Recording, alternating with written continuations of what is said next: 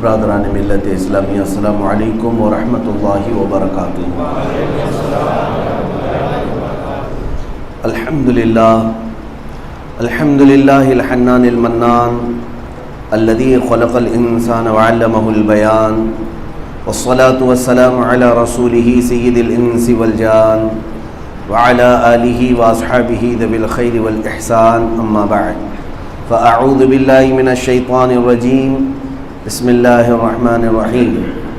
وما اللہ بغافل عما يعمل الظالمون، انما يؤخرهم ليوم تشخص فيه الابصار، صدق اللہ مولانا العظیم، وبلغنا رسوله النبی الامین المتین المختار الکریم، ونحن على ذلك من الشاہدین والشاکرین والحمد للہ رب العالمین۔ بارگاہ رسالت معاب صلی اللہ تعالی علیہ وسلم میں درود پاک کا ہدیہ پیش کریں۔ اللہم صلی علی سیدنا و مولانا محمد معدن الجود والکرم، وآلہ واصحابہ الکرام وابنہ الکریم، وبارک وسلم صلاۃ دائمۃ سرمدا ابدا۔ اور اللہ تعالی ظالموں کے کاموں سے بے خبر نہیں، ظلم کرنے والوں سے اللہ تعالی غافل نہیں۔ قرآن پاک میں اللہ تبارک و تعالیٰ نے ظلم کی کئی جگہ پر مذمت فرمائی، اور ظلم کرنے والوں کو اللہ تبارک و تعالیٰ ہرگز پسند نہیں فرماتا۔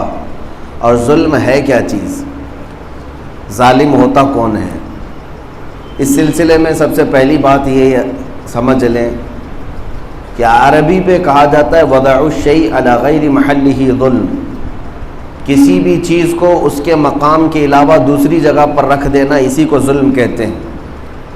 ٹوپی کو اگر اتار کر چپل کی جگہ رکھنے لگے تو ٹوپی کے ساتھ یہ ظلم ہے۔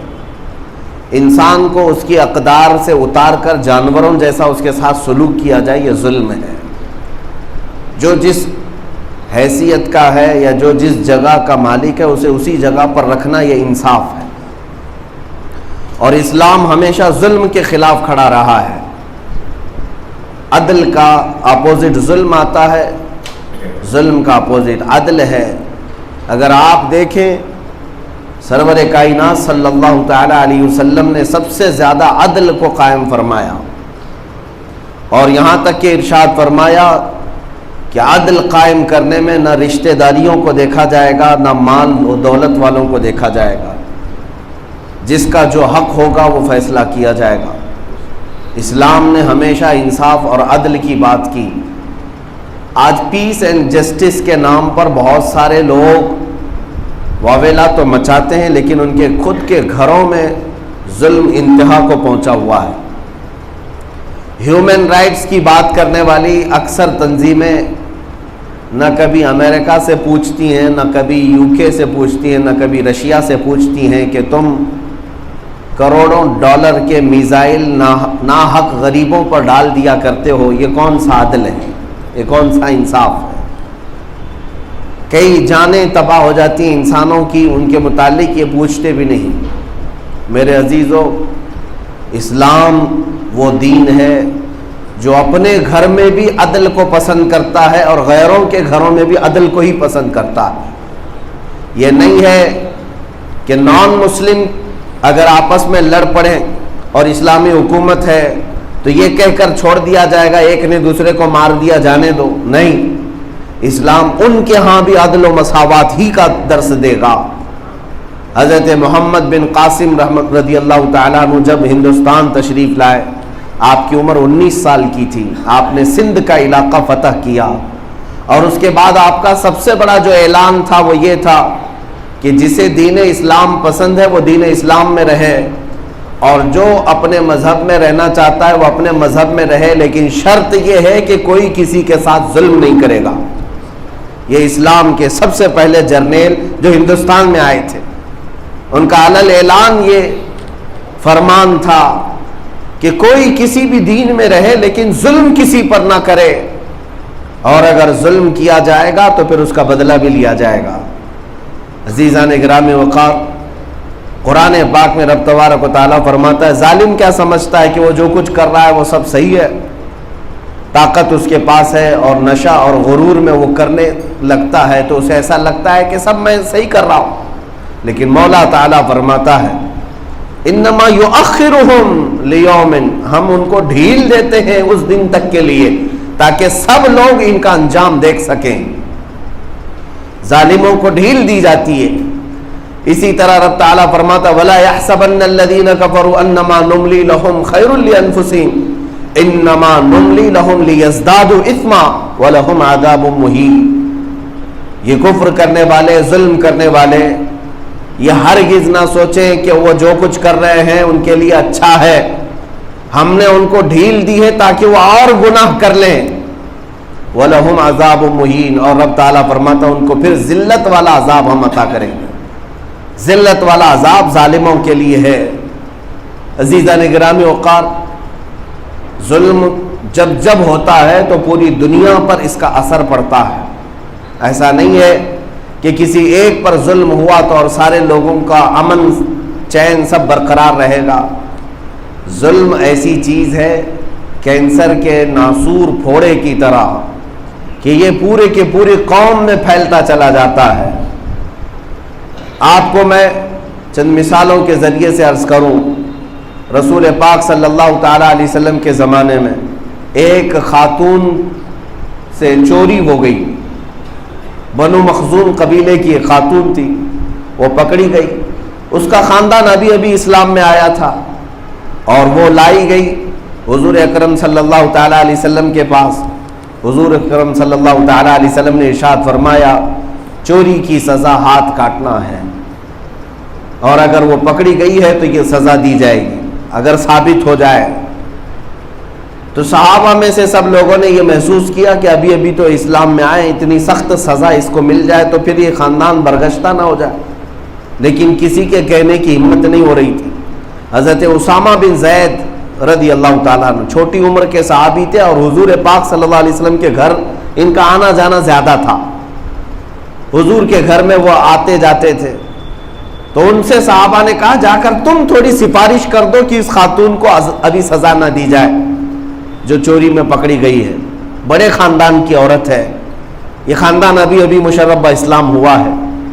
حضرت اسامہ بن زید حضور کی محبت میں گئے، لاڈلے تھے حضور کے، عرض کیا کہ یا رسول اللہ صلی اللہ تعالیٰ علیہ وسلم اس خاتون کی سزا میں تھوڑی سی تخفیف ہو جائے، ڈھیل دے دی جائے، ابھی اس کو سزا نہ دی جائے۔ اللہ کے حبیب صلی اللہ تعالیٰ علیہ وسلم نے فرمایا تمہیں صحابہ نے کہا ہوگا، لوگوں نے کہا ہوگا، حضور باہر تشریف لائے، ممبر پر چڑھ گئے، اتنے جلال میں میرے آقا نے خطبہ دیا اور ارشاد فرمایا تم سے پہلی والی قومیں اسی لیے ہلاک و برباد ہو گئی کہ جب ان کے امیر لوگ گناہ کرتے تو چھوڑ دیے جاتے اور غریب گناہ کرتے تو انہیں سزائیں دی جاتی۔ بنی اسرائیل میں یہی ہوتا رہا اکثر بادشاہوں کے زمانے میں۔ حضور پاک صلی اللہ تعالیٰ علیہ وسلم نے پھر تاریخی جملہ ارشاد فرمایا، ارشاد فرماتے ہیں لو فاطمۃ بنت محمد سرقت لقطعت یدہا۔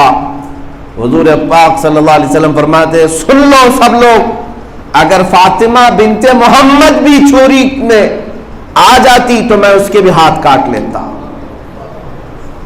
بفرض، یعنی وہ سیدہ کائنات ہے، مخدومہ کائنات ہے، رسول اللہ صلی اللہ تعالیٰ علیہ وسلم کی شہزادی ہیں، لیکن حضور پاک صلی اللہ تعالیٰ علیہ وسلم کا یہ فرمان عالی شان صرف اس لیے کہ امت ہمیشہ عدل پر رہے، عدل پر رہے، انصاف پر رہے۔ آج کے حالات دیکھ کر کے ہمیں محسوس ہونے لگ گیا، وہ بات مجھے یاد آتی ہے جو سیدنا امام علی مقام سید الشہداء امام حسین رضی اللہ تعالیٰ عنہ نے فرمایا تھا۔ ان کے یہ جملے تاریخی ہیں میرے عزیزو۔ آپ نے فرمایا میرے نزدیک صرف ظالم وہ نہیں جو لوگوں کو مارتا ہے، لوگوں کو ختم کرتا ہے، امام حسین فرماتے میرے نزدیک وہ بھی ظالم ہے جو ظالم کے ظلم کو سہ کر خاموش بیٹھتا ہے۔ جو لوگ دیکھ کر خاموش بیٹھتے ہیں وہ خود بھی ظالم ہیں، اس لیے کہ معاشرے کو برباد ہوتے ہوئے اپنے آنکھوں سے دیکھا جا رہا ہے، سب سمجھ رہے ہیں خاموش، ارے ان کا میٹر ہے ہم کیا کریں بول کر، ان کا مسئلہ ہے ہم کیا کریں بول کر۔ یہ حالات آپ کو بھی تباہی کے دہانے پر لے جائیں گے۔ اسی لیے رسول کریم صلی اللہ تعالیٰ علیہ وسلم کی بعض احادیث میں ہے کہ جب تک معاشرے میں ظلم کے خلاف بولنے والے رہیں گے اللہ کا عذاب نہیں آئے گا، اور جب ظلم کے خلاف بولنا بند ہو جائے، سارے لوگ دیکھ کر کے تماشائی بنے رہے، تو پھر اللہ کا عذاب سب کو گھیرے گا، سارے لوگ اس عذاب میں گرفتار ہوں گے۔ آج ہو سکتا ہے کوئی ایک ظالم تمہارے سروں پر ناچ رہا ہو، یہ ظلم کی خاموشی، چپی اگر برقرار رہی تو ہر محلے میں ایک ظالم کھڑا ہوگا۔ میں عراق گیا تھا، وہاں کے لوگ چند سالوں پہلے جو ان کے ہاں حالات ہوئے، حکومت گرائی گئی، الزام تھا کہ وہاں ڈکٹیٹرشپ تھی اور ظلم بہت زیادہ ہوتا تھا، پریسیڈنٹ کے خلاف، رئیس جمہوریہ کے خلاف جو بھی بات کرتا اسے اٹھا لیا جاتا، پولیس اسے مارتی، یہ حالات سننے کو ملتے تھے۔ میں آپ کو بتا رہا ہوں آج سے تقریباً 10-12 سال پہلے کی، کہ یہاں حکومت گرا دی گئی، امریکہ کے زور پر، فوجیوں کے زور پر ختم کر دی گئی، اس جنگ میں لاکھوں انتقال بھی کر گئے، بے گھر بھی ہو گئے۔ بعض وہاں کے ان لوگوں سے ہم نے پوچھا جو پہلی حکومت کو پسند نہیں کرتے تھے، امریکہ کے سپورٹر بھی تھے، وہ چاہتے بھی تھے کہ تبدیلی ہو جائے۔ ایک بات میں آپ کو بتا رہا ہوں، ہم نے ان سے پوچھا اب کیسے ہیں حالات آپ کے، اب کیسے ہیں حالات؟ آپ کے چاہنے کے مطابق تو وہ ختم ہو گئی حکومت، امریکہ نے آ کر گرا دیا، ختم بھی کر دیا، پھانسی پہ بھی چڑھا دیا، اب کیسے ہیں حالات؟ تو ان لوگوں نے کہا کہ آپ کو کیا بتائیں، اس وقت تو ایک ظلم کرنے والا تھا، لیکن آج گلی گلی ایک ایک ظالم بیٹھا ہوا ہے، ہر محلے میں، ہر گاؤں میں، ہر بستی میں ایک ایک ظالم ہے، جس کے پاس پیسہ ہے، جس کے پاس مال ہے، جس کے پاس طاقت ہے، وہ غریبوں کو رونتا ہے۔ آج یہی حالات ہیں۔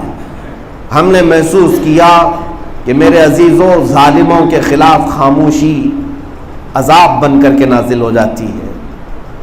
اور سیدنا امام عالی مقام امام حسین رضی اللہ تعالیٰ عنہ کا آواز اٹھانا کس لیے تھا کہ اگر وہ بھی نہ بولتے اور وہ بھی نہ کھڑے ہوتے شریعت مصطفیٰ کی پہرے داری کے لیے، حمایت کے لیے، تو پھر سارے لوگوں کا ایک مزاج بن جاتا، جو آئے چلتا رہے گا، کچھ نہیں ہو سکے۔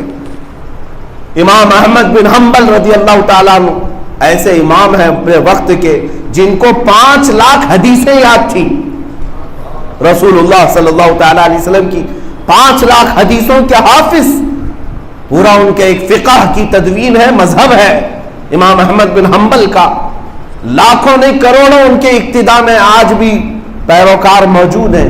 لیکن اس امام کو وقت کے ظالم بادشاہ نے صرف ایک فتوے کی بنیاد پر، انہوں نے حق بات کا اعلان کیا تھا، جلاد کے ہاتھوں ان کی ننگی پیٹھ پر کوڑے مروائے گئے، ان کا جبہ اٹھا کر ان کی ننگی پیٹھ پر کوڑے مارے جاتے تھے، اور کہا جاتا تھا کہ بیان بدل دو۔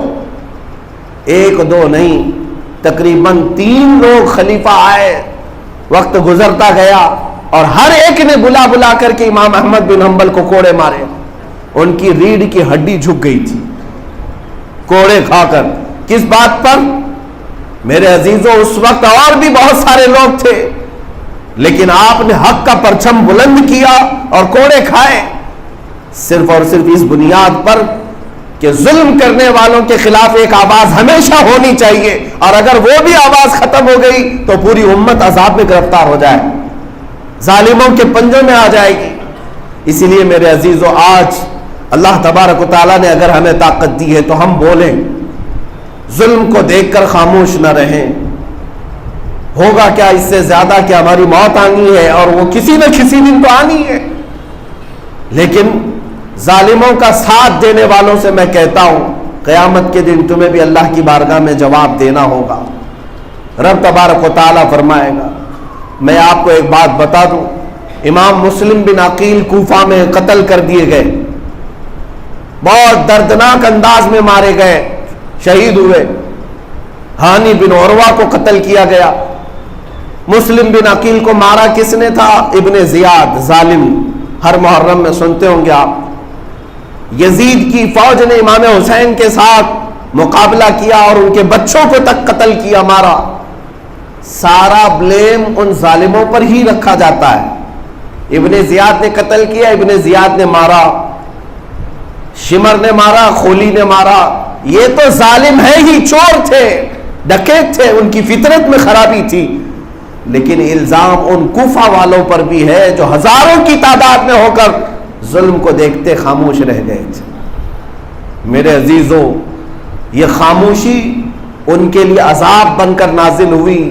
جو 22,000 لوگ تھے وہ سب کے سب قتل ہو گئے، مارے گئے، اور آج تک وہ نحوست ان کے شہر میں برقرار ہے، آج تک. اسی لیے ظلم کے خلاف اگر نہیں بول سکتے تو اسے ناپسند تو کرو. جو برا ہو رہا ہے اسے دیکھ کر خاموش بیٹھنا ایمان جانے کی علامت ہے. رسول کریم صلی اللہ تعالی علیہ وسلم نے ارشاد فرمایا، من رأى منکم منکرا فلیغیرہ بیدہ ومن لم یستطع فبلسانہ ومن لم یستطع فبقلبہ وذلک اضعف الایمان.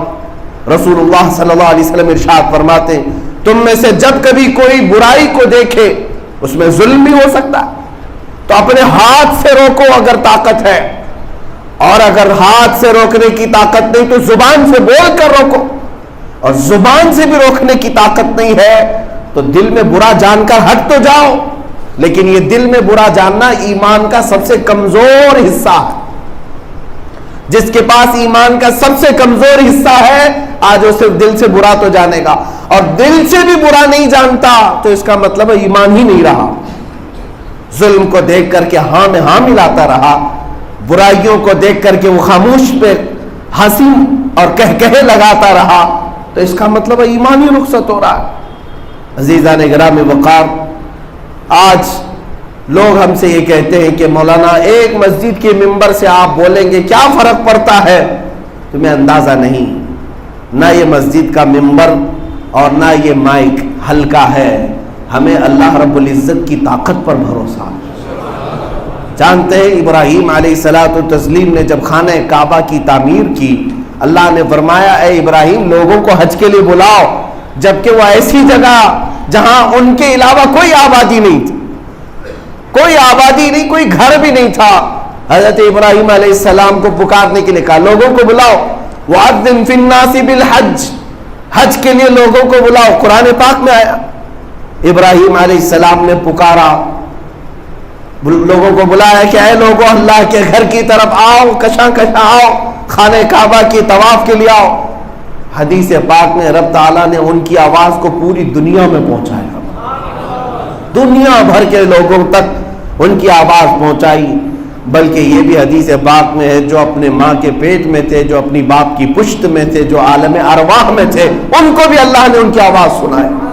جب رب تبارک و تعالیٰ قادر مطلق خود حکم فرمائے تو پہنچانا تو اس کی شان ہے. آج اگر آپ یہ سمجھتے ہیں کہ ایک مسجد چھوٹی مسجد ہے، ایک چھوٹا سا ممبر ہے، ایک چھوٹا سا مائک ہے، میرے بولنے سے کیا ہوگا، اپنی ذات پر کبھی بھی مت دیکھو، اللہ رب العزت کی طاقت کی طرف دیکھو. ہماری ہلکی زبان ہی صحیح، ہمارے جملے چھوٹے ہی صحیح، لیکن رب تبارک و تعالیٰ جب پہنچانے پر آئے تو وقت کے طاغوتی طاقتوں تک بھی پہنچائے گا، ہر جگہ پہنچائے گا. ہمارا کام ہے حق کے لیے آواز اٹھانا اور ظلم کے خلاف بولنا. عزیزان گرامی وقار، میں مختصراً اب آپ کو ہندوستان کے احوال پر بات کروں. آج جو کچھ بھی ہو رہا ہے ظلم کی انتہا ہونی چلی ہے. ہم دیکھ رہے ہیں حالات اتنی تیزی سے بدلتے جا رہے ہیں. یہ ہماری خاموشی ہی کا نتیجہ ہے، ہماری خاموشی کا نتیجہ ہے جو آج ظلم اتنا بڑھتا چلا گیا کہ علن اعلان یہ کہا جائے کہ مسلمانوں کو قتل کر دو، مسلمانوں کو مار دو. علن اعلان کوئی کہے کہ مسلمانوں سے خرید و فروخت نہ کرو، کاروبار بند کرو. گجرات کے حالات اور سخت سے سخت ہوتے جا رہے ہیں. یہ پورا جو ماحول ہو رہا ہے اس کی وجہ یہی ہے کہ تم سارے ظلم کو خاموشی سے سہتے چلے گئے. مسجدیں ہمارے سامنے توڑی جاتی ہیں، دلی کے فسادات میں مسجدیں جلائی گئی، مزارات کی چادریں جلائی گئی، مینار پر چڑھ کر کے آتنکی حملے کرتا.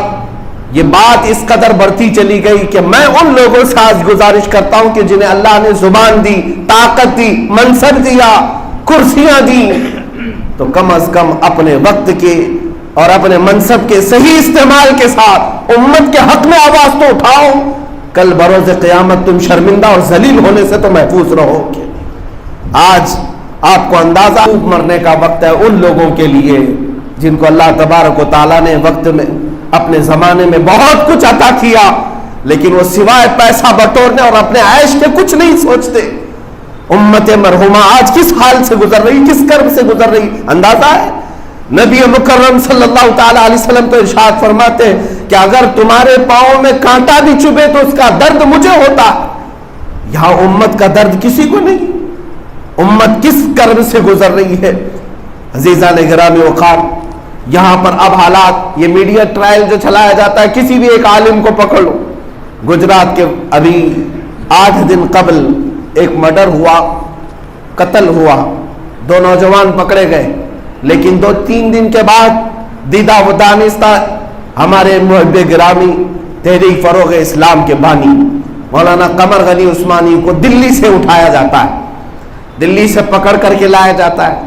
ارے ابھی ATS نے پکڑ کر کے لایا ہی ہے، لیکن پورے دجالی میڈیا بھونکنا شروع کر دیا، یا آتنکوادی پکڑا گیا، دہشت گرد پکڑا گیا، مولانا پکڑا گیا، اس کا سمبند پاکستان سے تھا، فلاں تحریک سے تھا، فلاں تنظیم سے تھا، سارا کچھ تو انصاف یہی لے کر بیٹھے ہوئے۔ پھر سپریم کورٹ کائے کے لیے، ہائی کورٹ کائے کے لیے، سارا نظام تو میڈیا والوں کے پاس دے دینا چاہیے۔ یہ جسے چاہے مجرم بنائے، جسے چاہے دہشت گرد بنائے، جسے چاہے آتنکواد بنائے۔ آپ میں سے کبھی کسی نے سوچا کہ یہ جتنا بھونکتے ہیں ان پر کوئی کیس کرتا ہے، ان کے خلاف کوئی بولتا ہے کہ یہ کیوں ایک کمیونٹی کو باضابطہ ڈیمیج کرتے ہیں، کیوں بار بار ہماری چھوی کو خراب کرتے ہیں؟ کیا الزام ثابت ہوا؟ کیا تہمت ثابت ہوئی؟ نہیں ہوئی۔ ابھی کورٹ میں کیس چلتے رہتے ہیں، لیکن اس سے پہلے ہی یہاں پر تو ظالم بنا دیا جاتا ہے، آتنکواد بنا دیا جاتا ہے، 10 سال کے بعد پتہ چلتا ہے کہ ان کا اس میں کچھ حصہ ہی نہیں تھا۔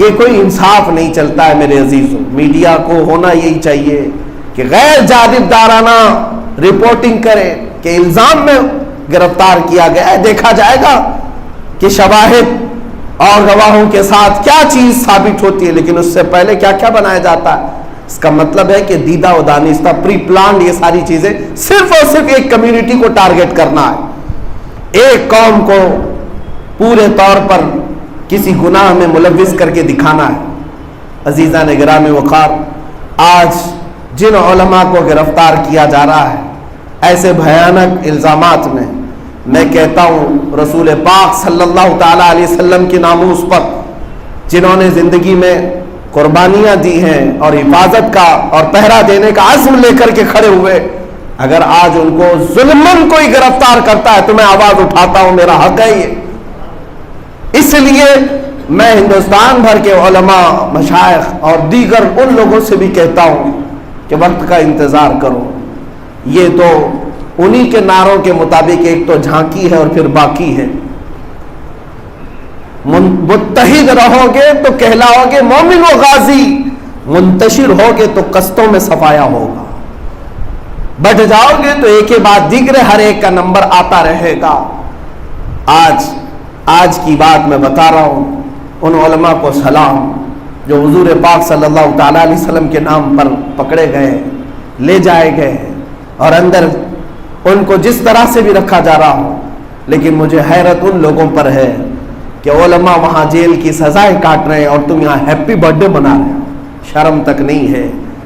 سیاسی نیتا اپنے پیسوں کی ریل پر لوگوں کو خوب بانٹ رہے ہیں، نہیں رہ کر حضور کے دین کی پہرےداری کر رہا ہو اور جیل میں جائے تو بولنے تک کی انہیں توفیق نہیں ملتی۔ اس کا مطلب یہ ہے کہ اللہ تبارک و تعالیٰ نے انہیں اپنے دین کے لیے کوئی توفیق ہی نہیں عطا کی۔ عزیزان گرامی وقار، میں آج اس لیے جذبات میں آپ کے سامنے کہہ رہا ہوں کہ حالات بہت تیزی سے تبدیل ہوتے جا رہے ہیں۔ اگر آپ بیدار نہیں رہے اور ظلم کو صحیح سمجھتے رہ گئے تو پھر آپ بھی اپنے گھر کے دروازے پر ظلم کے آنے کا انتظار کریں۔ آپ کے گھر میں بھی وہ ہو سکتا ہے، اس لیے کہ جو قوم اپنے قائدین اور اپنے علماء کو ظلمن قتل ہوتا دیکھ کر خاموش رہے، رب تبارک و تعالیٰ ان کے ساتھ بھی وہی سلوک فرمائے گا، ان پر اس سے بھی بڑے ظالم لائے جائیں گے۔ عزیزان گرامی وقار، آج صرف اور صرف اتنی گزارش ہے کہ اپنے عیش و عشرت کو کم کرو، اپنے مال و دولت پر غرور و تکبر کم کرو. پورے ہندوستان بھر میں تقریباً 300 سٹنگ MLA جن کو کسی کو توفیق نہیں ہوتی کہ دین پر حملے کیوں ہو رہے ہیں, علماء کی گرفتاریاں کیوں ہو رہی ہیں, اور ہمارے اوپر اس طرح کے آروپ کیوں لگائے جا رہے ہیں, کوئی بولنے کو تیار نہیں. اس لیے کہ ان کو ایسا لگتا ہے ہائی کمان ناراض ہو جائے گا, جس پارٹی میں ہم بیٹھے ہوئے ہیں وہ ناراض ہو جائیں گے. اس بات کا فرق نہیں پڑتا کہ اللہ اس کے رسول راضی ہیں کہ ناراض ہیں, ہائی کمان ناراض نہ ہو جائے. عزیزان گرامی وقار, اب تو اپنی زندگیاں تبدیل کرو. میں جو بات کر رہا ہوں یہاں جمعہ کے اس منبر سے صرف اور صرف اسلام کے اس عدل کو اور انصاف کو آپ کے سامنے رکھنا چاہتا ہوں, جو اسلام اپنوں میں بھی اور غیروں میں صرف انصاف دیکھنا پسند کرتا ہے, عدل دیکھنا پسند کرتا ہے. ہم کسی کے ساتھ ظلم نہیں چاہتے, کسی کے ساتھ اتیاچار نہیں چاہتے. ہاں ایک بات یہ بھی میں بتا دوں, ہماری تقریریں اور ہمارے بیانات کو لے کر توڑ مروڑ کر یہ جو میڈیا پیش کرتی ہے اور پھر یہ بتا دیا جاتا ہے کہ آپ کے بیان سے امپریس ہو کر فلاں نے مرڈر کر دیا, یہ کون سی بات ہوئی؟ ہم نے کس کو مرڈر کرنے کا آرڈر دیا ہے؟ کسی کو قتل کرنے کا ہم نے حکم دیا کہ جاؤ مارو کسی کو؟ ہم اس بات کا حکم تو کبھی نہیں دیتے. ہم تو تمہاری ایمانی حرارت کو بیدار کرنا چاہتے ہیں, غیرت تو بیدار رکھو. ارے کیا اپنے وقت کی حکومت سے انصاف کا مطالبہ کرنا, انصاف کی چاہت کرنا, یہ مرڈر کرنے کا آرڈر ہو گیا؟ ایسی ہی بات ہے, ملتا کچھ نہیں ہے ثبوت. کہیں ہم یہاں ممبئی میں بیٹھے ہیں, کیرلا سے کسی کو گرفتار کیا جائے گا اور پھر کہا جائے گا اس نے جو مرڈر کیا وہ آپ کا بیان سن کر کے کیا ہے. یہ کون سی بات ہوئی؟ تو پھر کبھی ممبئی میں چوری ہو جائے اور چور کو پکڑ کر کے پوچھا جائے, اگر وہ کہہ دے کہ نہیں میں پرائم منسٹر کا بیان بہت سنتا تھا اس لیے میں چوری کیا, تو کیا اس الزام میں پرائم منسٹر کو گرفتار کیا جائے گا؟ آپ کے بھاشنوں سے یہ متاثر ہو کر انسپائر ہو کر کے کیا ہے, یہ کون سا ثبوت ہے؟ ہاں باضابطہ بنائے جا رہے ہیں, اس پر من وعن تصدیق کرنا اور ایمان لانا یہ مسلمان کی شان نہیں ہے جو میڈیا بتا رہی ہے.